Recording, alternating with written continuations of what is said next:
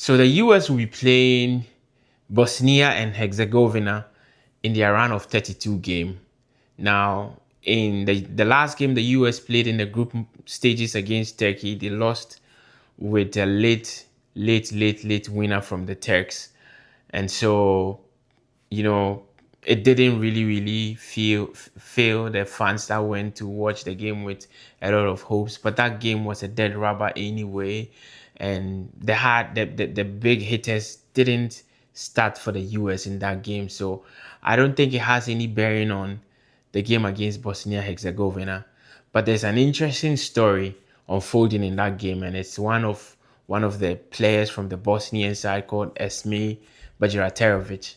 This is a kid who was born in the US. He grew in the US, and he represented the US of A at junior levels, and only chose to switch to represent his Bosnia and Herzegovina through his parents coming to this World Cup. And so it will be interesting to see how he will feel when the US anthem is played, because he definitely played for the US, and so he would have stood for the anthem, and now he's standing for another anthem. Be that as it may, I think the main talking point in this game is that the World Cup for the US properly begins in this game.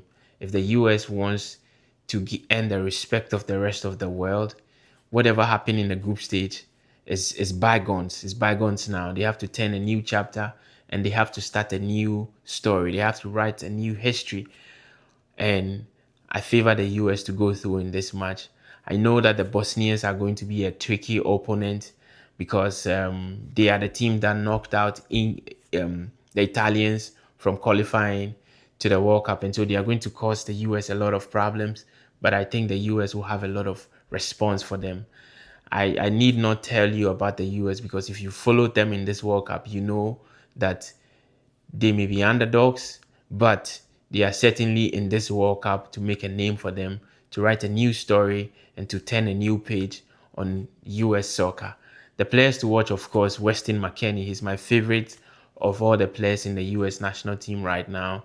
There's Captain America himself, Christian Pulisic, and there's Flo Balogun, who has taken a different turn of form in this World Cup. And I know those three guys working together with Serginho Dest, working underneath or underlapping of Weston McKennie, they are going to cause a lot of problems for this Bosnian team. But this Bosnian team themselves are not shy. They are going to come out also attacking the US, especially with their industrious fullbacks inside Kolasinac and the other chap on the left side. His name escapes me right now, but they are going to come in this game. They are going to trust themselves, because if you know a thing or two about the Bosnians, they've had some pretty remarkable players in the past. There was Miralem Pjanic, and there's still Edin Dzeko. There is the young Edin Dzeko at 40 years or 41 years still plays for them. I don't think he's going to cause much of a problem, but I hope I don't jinx it. But needless to say, it's going to be an interesting game. I favor the US to go through. It's going to be a game of high scoring. And if the US turn up like the way they turned up in their first two games, I think the game could be over by the first half.